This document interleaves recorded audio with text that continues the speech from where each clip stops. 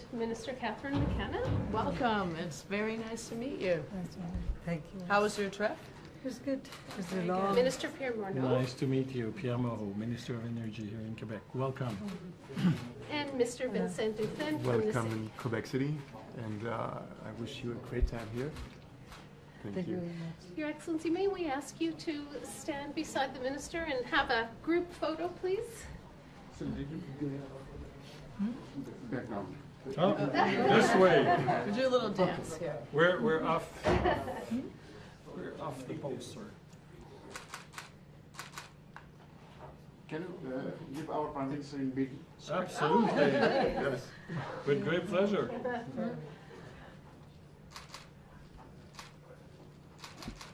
Thank you. Yes.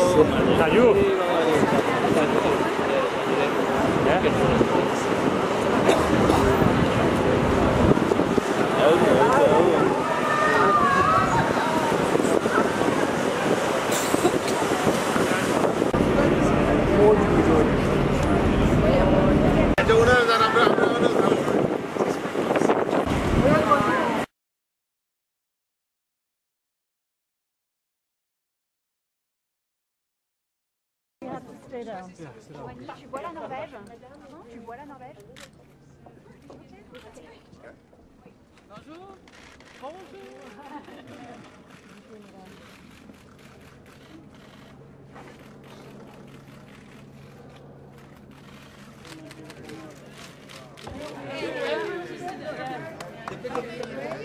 There's one more. Oh, quite a few. Thank you.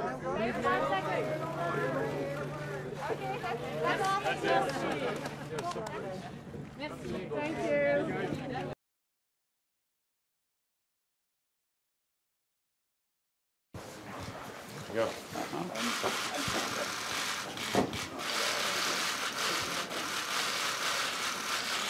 All the best. Have a seat. Thank you. Yes.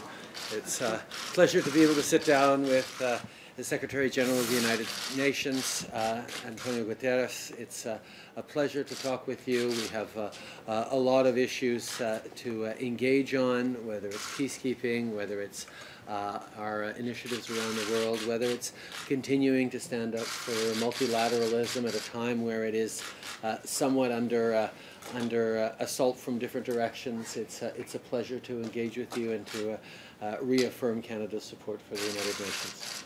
Well, thank you very much. We live in a world where we face very dramatic global problems. There is no way one country alone can solve those problems. So we need to strengthen multilateral institutions, and we need to strengthen a rules-based set of international relations. And Canada has been a fundamental pillar for those purposes, and the UN is, of course, vitally interested that this perspective is adopted by the international community as a whole.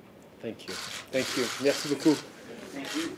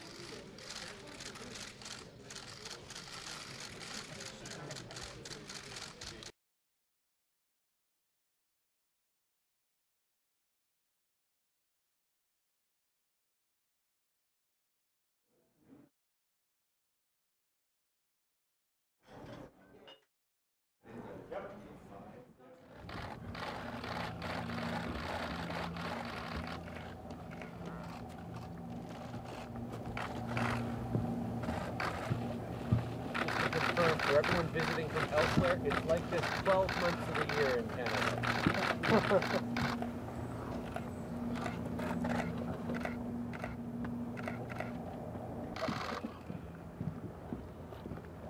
directrice générale de la Banque mondiale, Chief Executive Officer of the World Bank, Madame Kristalina Georgieva.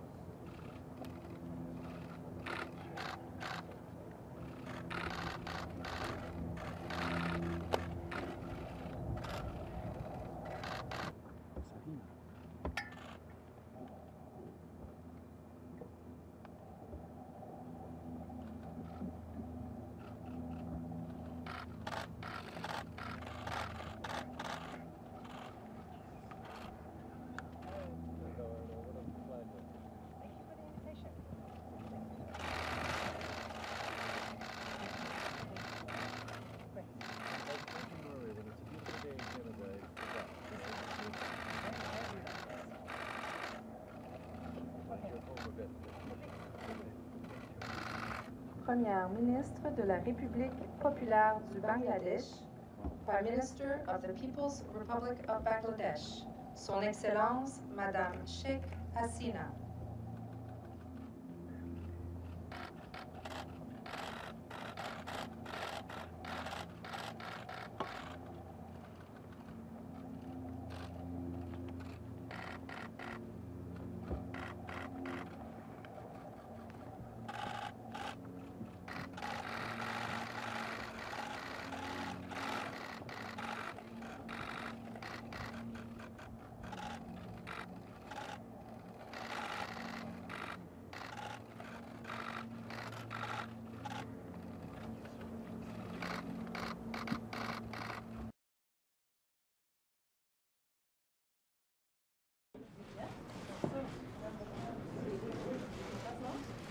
C'est avec grand plaisir que je souhaite l'arrivée de tout le monde ici dans Charlevoix pour cette session du G7 avec des pays à travers le monde. This outreach session is going to be focused on a broad range of important issues, but Canada chose to make it focus primarily on our oceans. We know that the challenges that we share in protecting our oceans, in promoting a sustainable economy for our citizens that is in harmony and drawing on the oceans as a source of benefit, but also protection for us all is incredibly important. We are gathered here today and joined by tremendous friends from around the world, from a range of continents, with perspectives, countries large and small, with real interest in showing together global leadership on issues from resilient coasts and communities to sustainable oceans and fisheries to dealing with plastics and marine litter. These are things that are of importance not just to all of us individually as countries, but indeed to people around the world. And the opportunity to come together here in beautiful Charlevoix to inform and deepen shared global action on the important issue of protecting our oceans is certainly one I'm very, very pleased to be part of today with all of you. Je vous remercie énormément pour votre présence aujourd'hui, votre participation dans cette rencontre et j'ai bien hâte d'entamer les discussions avec vous tous. Alors, je remercie nos amis des médias et nous allons nous mettre au travail. Merci beaucoup tout le monde. Thank you very much.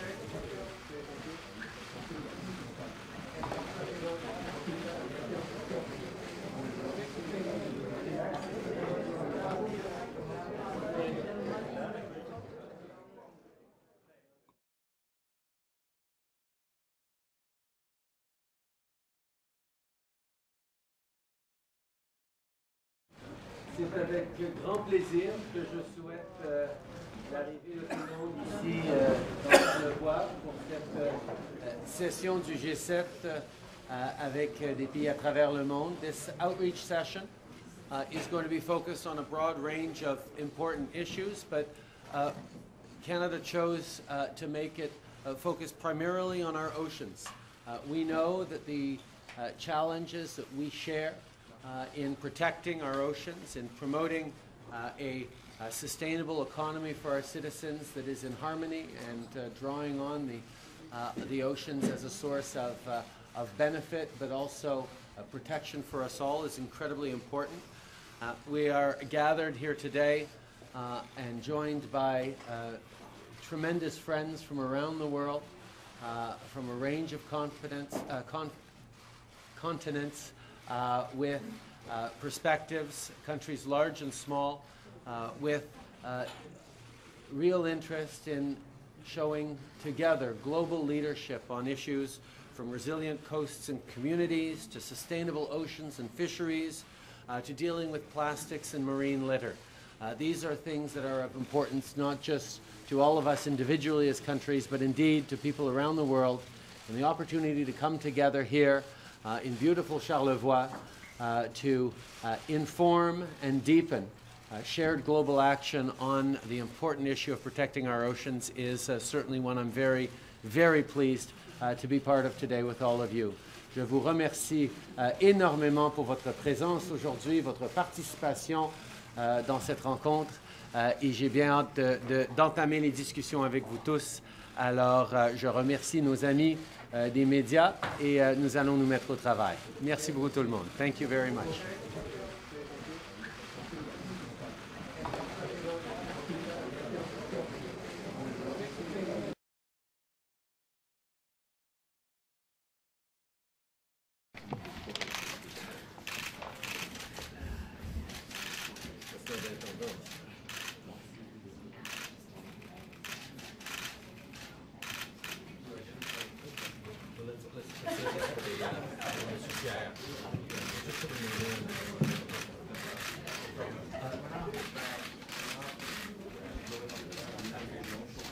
Bienvenue tout le monde à cette rencontre. What a pleasure it is to gather with the small island developing states from the outreach session. This gives us an opportunity to really further engage in the issues that matter obviously to you, but to all of us. This is the continuation of meetings we've been having all year, from the Summit of the Americas, the Commonwealth, to other opportunities that we've had to sit down, and I've been focused on oceans, and as you know, we've been focused on plastics, but it's really through conversations with all of you that the priority on resilient infrastructure and financing and development as a way not just to adapt to climate change, but to ensure prosperity for your countries is absolutely come forward as a priority. So I very much look forward to this. I want to welcome all of you around this table. Wonderful to see you here.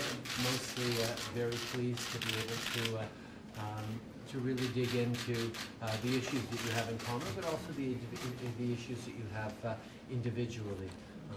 On sait très bien qu'il y a une grande variété de besoins et de défis.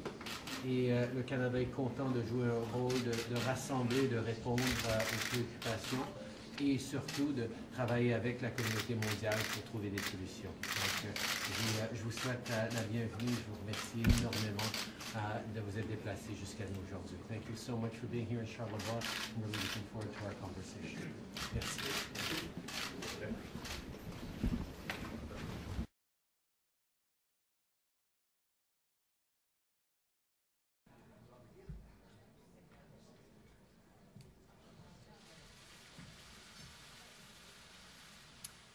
Bonjour à tous. Hello. Good afternoon. Merci d'être des nôtres. Thank you for being with us. Avant d'aller plus loin, Before je I go tiens any à remercier further, tout I'd like spécialement very les particularly gens de la to thank région the people qui of ont this contribué region à la who réussite de contributed ce to the sommet. success of this J'avais summit. déjà dit que nous I've avions already choisi said that we Charlevoix chose Charlevoix en raison de because ceux of the qui people y who vivent. live here.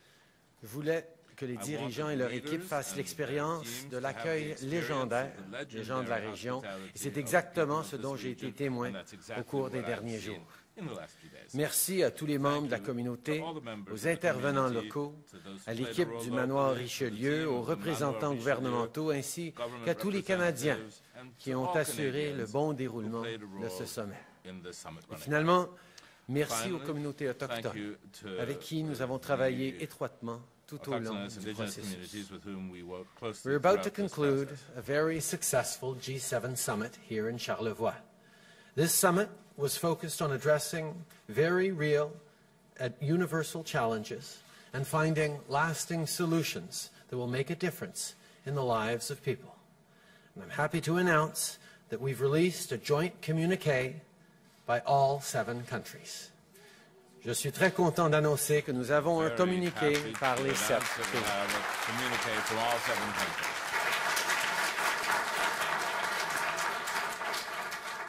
Our conversations took place against the backdrop of a rapidly changing economy and growing middle-class anxieties around rising inequality, automation, and equality of opportunity. Anxieties that have eroded trust in our institutions' abilities to deliver for working people. Ahead of the summit, Canada laid out 5 broad themes to help us tackle the root cause of this central economic issue that we all share. We talked about investing in growth that works for everyone and preparing people for the jobs of the future. We reaffirmed our commitment to advance gender equality and work together on climate change, oceans, and clean energy. We spoke of the need to defend our democracies against foreign threats and build a more peaceful and secure world. We are committed to take concrete action to defend our democratic systems from foreign threats and take coordinated action to identify and hold to account those who would do us harm. Now, there is, of course, a diversity of opinions when it comes to charting the path forward. Every leader comes to the table with a different and at times divergent view on the preferred course of action. But leaders arrived here in Charlevoix ready to roll up their sleeves and get to work. And that's exactly what we were able to do. Now, I know you'll know that we had some strong, firm conversations on trade and specifically American tariffs. I reiterated to President Trump that these tariffs threaten to harm industry and workers on both sides of our border. I stand ready to work closely with the President to resolve this dispute swiftly, but as I have consistently said, I will always protect Canadian workers and Canadian interests.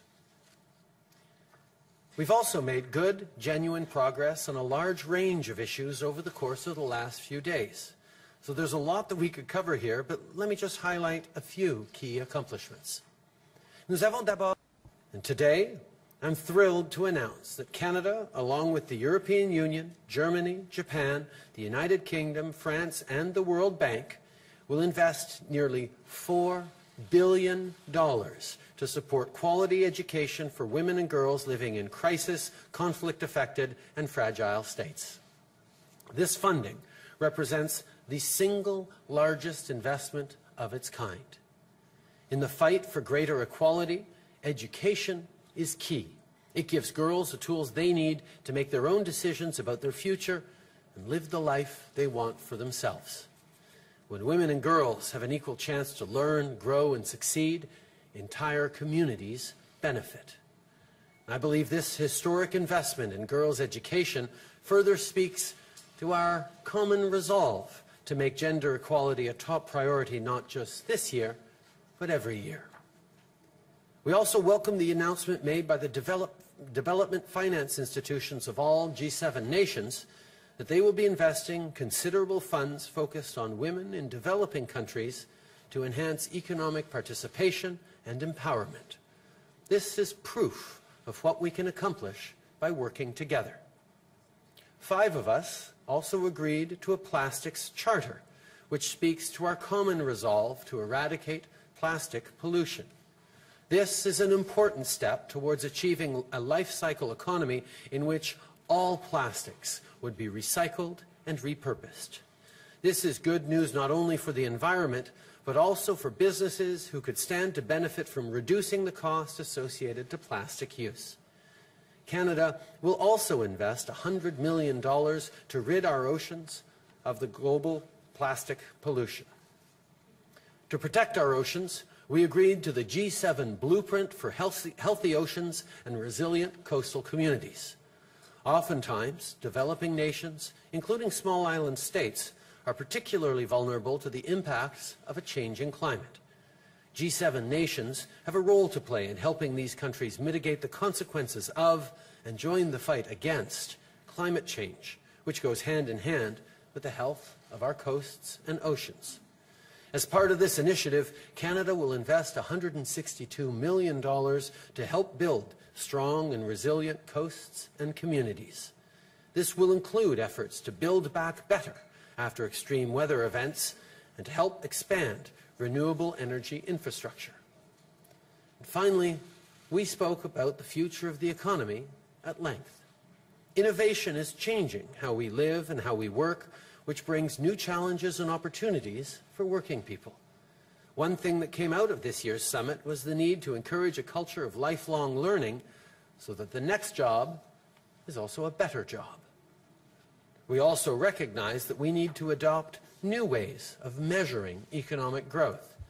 If we want to build economies that work for everyone, it's essential we develop the right tools to monitor progress and address some of the flaws of our current approach.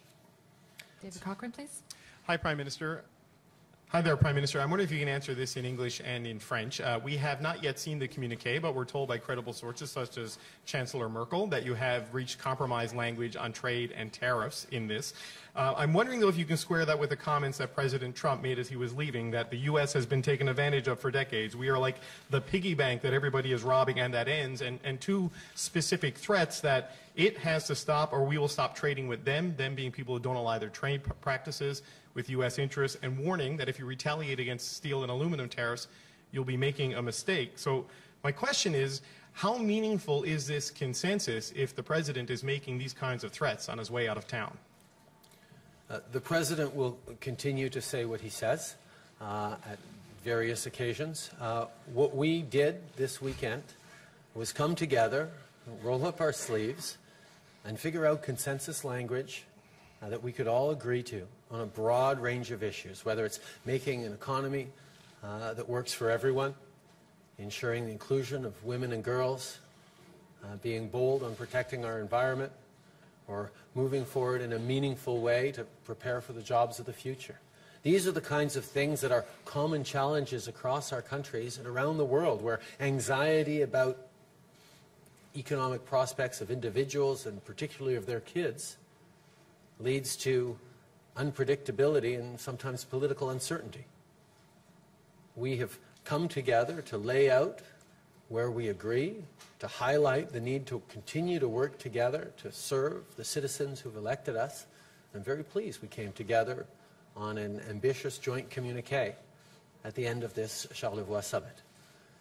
People seeking always to bring more people into Prime Minister, a follow-up, though, on the success. two sort of specific threats from the President today, saying that he would cut off trade with countries that don't do what the Americans want them to do, and that if you retaliate on steel and tariffs, as you plan to do on July 1st, that you're making a mistake. So how seriously do you take that threat, and does that change your plans to go ahead with the retaliatory tariffs? I highlighted directly to the President that Canadians did not take it lightly, that the United States has moved forward with significant tariffs on our steel and aluminum industry, particularly did not take lightly the fact that it's based on a national security reason, that for Canadians who either themselves or whose parents or community members have stood shoulder to shoulder with American soldiers in far-off lands and conflicts from the First World War onwards, that it's kind of insulting.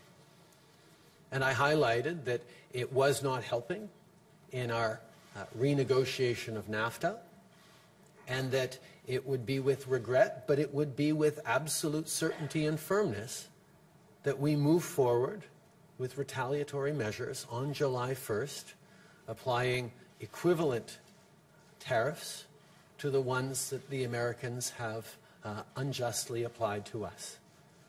I have made it very clear to the President that it is not something we relish doing, but it is something that we absolutely will do, because Canadians were polite, we're reasonable, but we also will not be pushed around.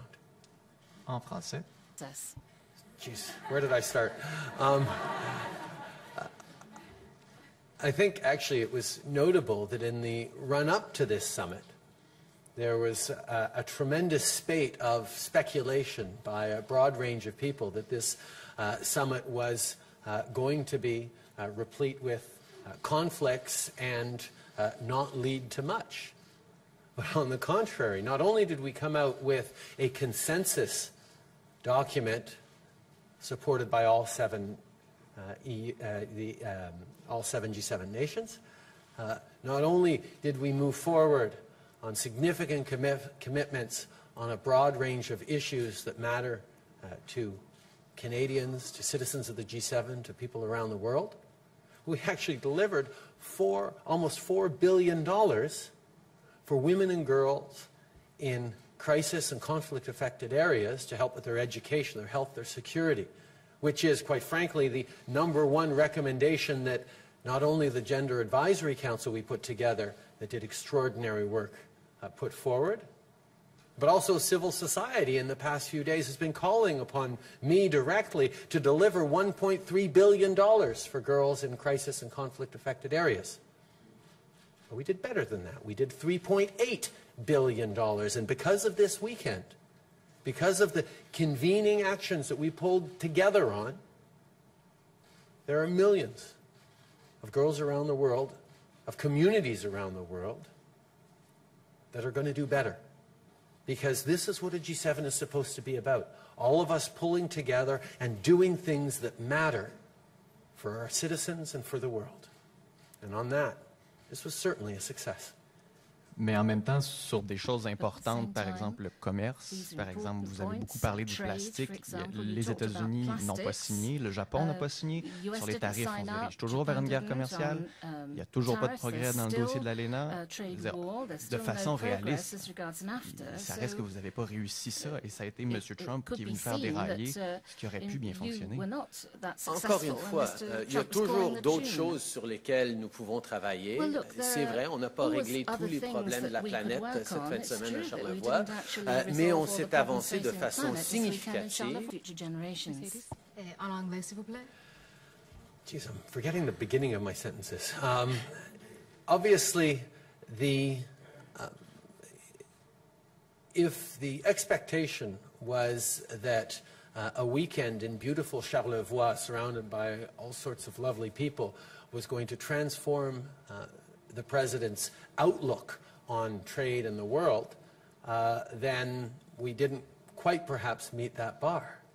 But if the bar, much more responsibly, was, can the world come together, the world's leading developed economies come together and make significant investments in things that matter to people, whether it's women and girls' education, whether it's moving forward and with real measures and real commitments to protecting our oceans, to including women in the growth that we need in our communities and our societies, to moving forward in an agreed upon way on a broad range of things, then absolutely we've done that. And we highlight throughout our approaches that we recognize there is much more to do on a broad range of subjects. But what we were able to do this weekend is come together and get big things done, and that's certainly what people expected of us this weekend. Prime Minister, on NAFTA, the President spoke this morning at his press conference. He said he thinks you're close to a deal, but that a sunset clause is inevitable. There are two possibilities, he said, for a sunset clause, but there will be one. Do you agree that there will be a sunset clause? Will you consent to that, and do you think you're close? There will not be a sunset clause. Canada has been unequivocal that we will not, cannot sign a trade deal that expires automatically every 5 years. That is not a trade deal. So that's not on the table. I think there are various discussions about alternatives that would not be that and that would not be entirely destabilizing for a trade deal. And I think we're open to creativity, but there will be no sunset clause. If there won't. Okay. Nous avons dit qu'il n'y aura pas de clause crépusculaire dans l'ALENA. Nous n'allions pas signer un accord de libre-échange qui se dissout automatiquement which would après 5 ans. automatically lapse or expire after 5 Ce n'est years. pas un accord de libre-échange. That is not a free trade Alors, agreement. nous sommes démontrés être ouverts de continuer à We discuter sur demonstrated d'autres mesures openness. que We le agreed to président pourrait discuss amener, mais other non, il n'y aura measures pas that de the president might clause be interested in, but crépusculaire no, there will be dans no la sunset LENA. clause in NAFTA.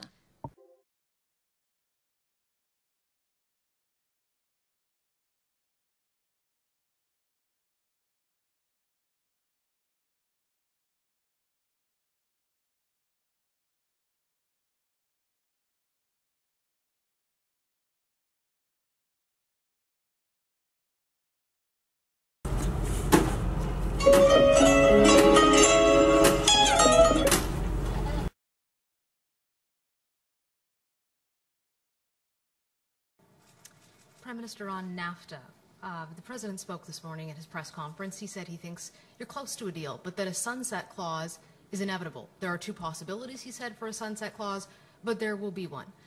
Do you agree that there will be a sunset clause? Will you consent to that, and do you think you're close? There will not be a sunset clause. Canada has been unequivocal that we will not, cannot sign a trade deal that expires automatically every 5 years. That is not a trade deal. So that's not on the table. I think there are various discussions about alternatives that would not be that and that would not be entirely destabilizing for a trade deal. And I think we're open to creativity, but there will be no sunset clause. If there won't... Okay. Nous avons dit qu'il n'y aura pas de clause crépusculaire dans la LENA. Nous n'allions pas signer un accord de libre-échange qui se dissout. If the President is saying there absolutely will be a sunset clause, and you're saying there absolutely won't be a sunset clause, does NAFTA die on that hill? No, I think it's an example of where we will continue to work together in a meaningful, responsible, serious way to bridge the gaps that we have in our positions, because as we know, a renegotiated NAFTA is good for Canada, good for the United States, and good for Mexico. And as the President, the Vice President, many people have said, it's possible to get to a win-win-win, and that's exactly what we're going to continue to work to do. We know that we can create a trade deal, a renewed NAFTA, that will be beneficial to citizens in our countries, and that's what we're going to remain focused on. Countries, and we will continue Bonjour, to put M. in the Trudeau, work to Mélanie achieve that. Marquis de la presse Mélanie canadienne. Marquis from, Quand vous avez Presse dit à M. Canadienne, Trump que when vous you mainteniez told votre Mr. Trump intention that d'imposer des you tarifs à compter du were 1er juillet, intending to vous a-t-il répondu impose en vous tariffs as of menaçant the d'en 1st of appliquer July? Did ou de he, vous en imposer des tarifs reply encore plus sévères? by threatening Il to a dit expose que I told the President that we would be moving forward with retaliatory equivalent tariffs as of July 1st, and he expressed to me that he thought that would be a mistake. And I certainly agree that it's not something that we want to do. We do not want to harm American workers. We do not want to harm trade between Canada and the United States. But the administration's choice to impose illegal and unacceptable tariffs, illegitimate and unacceptable tariffs to Canadian steel workers and auto workers and on the Canadian economy must be met with an equivalent response.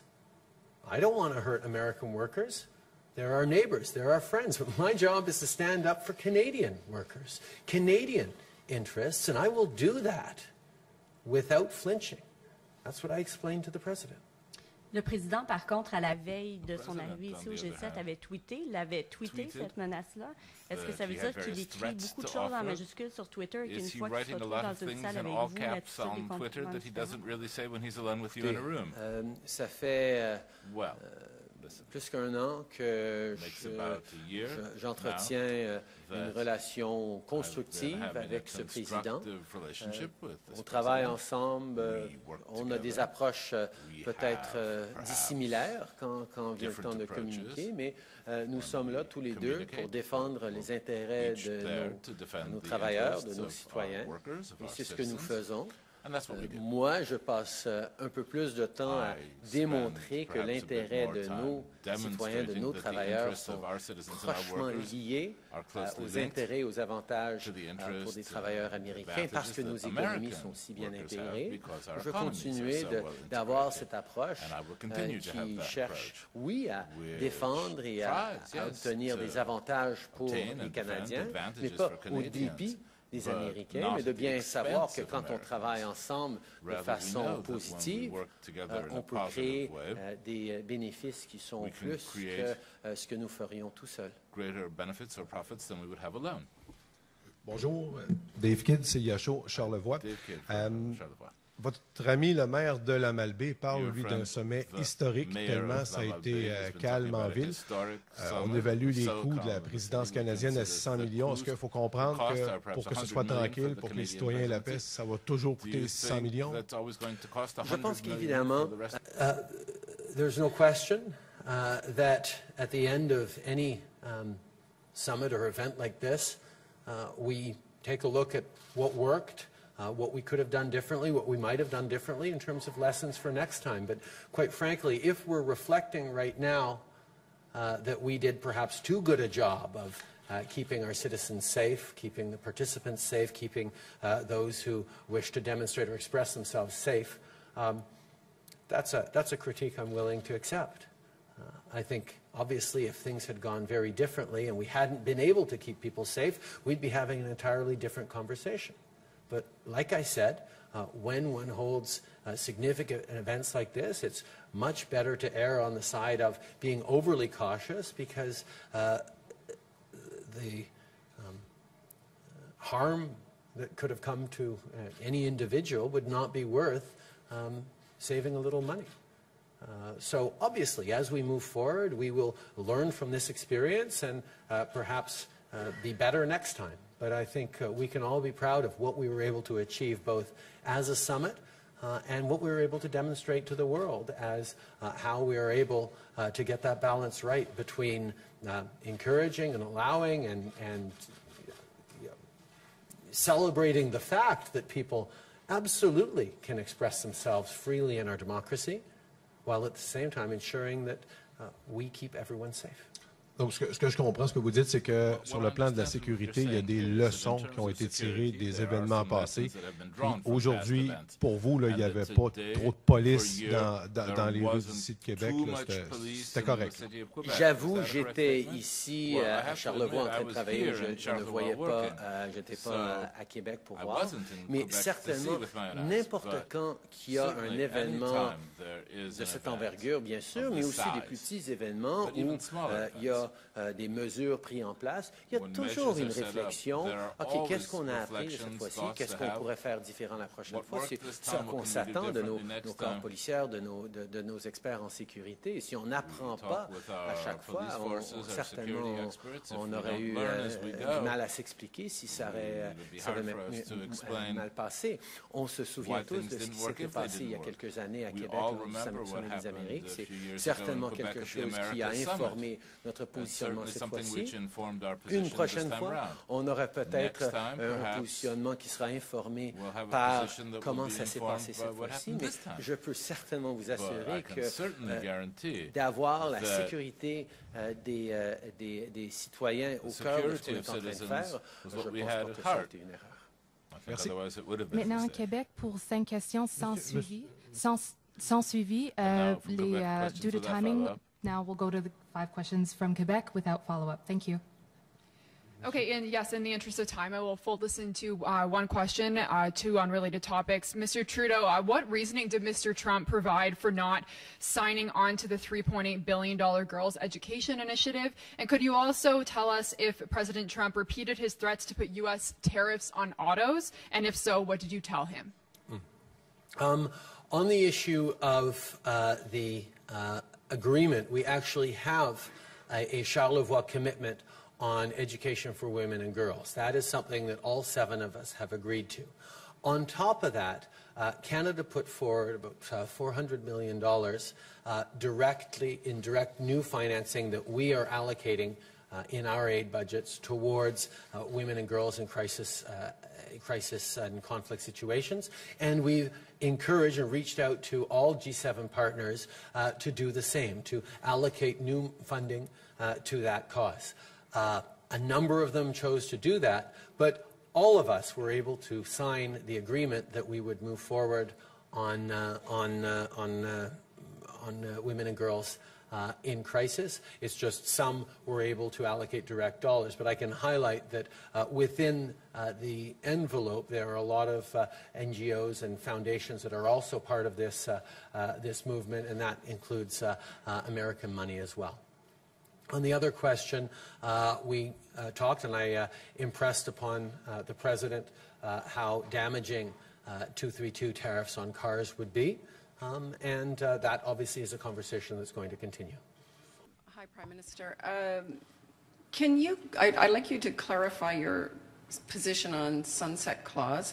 You said that that a 5-year sunset clause is not on the table. Trump says that there's a second proposal for a longer-term sunset that takes account of the business investment cycle. So are you opposed to any sunset clause of any length? Yes, we are opposed to any sunset clause of any length. If you put an expiry date on a trade deal, that's not actually a trade deal. So that's our unequivocal position. When I referred to various proposals, if there is a desire to have a check-in and a renewal, knowing that this is a trade deal like most trade deals that one can trigger a departure from at 6 months' notice. That's something that's rarely used. That exists currently in NAFTA. It would no doubt exist in a modernized NAFTA. So that's actually one of the reasons why we don't see the need for a sunset clause. If you can leave a trade deal at 6 months' notice, as we know the President has threatened to do a number of times, then there's no real need for a sunset clause. So we're looking, always willing to listen to proposals that might work around that, but allow me to be absolutely unequivocal. A trade deal with a sunset clause is not a trade deal, and therefore we will not accept a sunset clause of 5, 10, whatever duration is proposed by the President. And the sequence of events then, in this case, what's the sequence since you say you made your case, he said you virtually didn't make the national security case to him. So how do you see the path forward? What are the next steps? What are the sequence to get to NAFTA? We're going to continue to work together on issues where we agree. We're going to continue to talk about issues on which we disagree. We're going to continue working towards a renewed NAFTA. We're going to continue to work towards removing the 232 tariffs on steel and aluminum from the United States. This is an ongoing relationship that we work at very hard, quite regularly, and we will continue to. Bonjour, Monsieur le Premier ministre. Est-ce que le communiqué va indiquer que les représentants des pays du G7 sont tous d'accord avec les objectifs de l'accord de Paris sur le climat? Non, comme nous savons, le gouvernement américain s'est retiré de l'accord de Paris et donc ne voulait pas être associé à un appui à l'accord de Paris. Nous, comme les autres pays du G7, nous sommes tous d'accord avec l'accord de Paris. Nous sommes en train de prendre des mesures dans nos pays pour remplir nos obligations. C'est une grande priorité pour moi, comme vous savez. Mais on a accepté qu'à l'intérieur du communiqué, les Américains expliquent qu'eux, ils n'appuyaient pas l'accord de Paris. Next question. Prime Minister, what did you say to President Trump about his desire to bring Russia back into the G7, and what do you think about that? I said very simply that it is not something we are even remotely interested in looking at this time, to have Russia return to the G7. J'ai dit très clairement au président et à d'autres que ce n'était pas quelque chose qui nous intéressait du tout de voir la Russie retourner au sein du G7. Last question, merci. Next question. Hi, Prime Minister. At the start of the summit, Donald Tusk said that he thinks the U.S.'s actions are threatening the world order, the world rules-based order. Do you share that worry? I think we have right now citizens around the world who are anxious about their futures, about their kids' futures. And that leads to different paths. It leads to political uncertainty. It leads to a turn towards authoritarianism in certain non-G7 countries. It leads to consequences that are troubling for all of us. And I think as you look at the rise of certain economies, whether it's China or Russia or others who don't play by the same rules and don't have the same values and approach that we G7 countries do, I think it's important to highlight that we have work to do together to demonstrate that our approach of respecting rights and freedoms, and encouraging individual success while we ensure collective responsibility for each other, is an approach that works, is an approach worth defending. Now, we're always willing to talk about ways to improve some of the mechanisms we have in place to ensure better outcomes for our citizens. But I think that approach is one that we've been able to come together to highlight, both in the G7 communique and in our actions collectively over the past months. Citizens who we help every day. Thank you very much. Thank you all very much.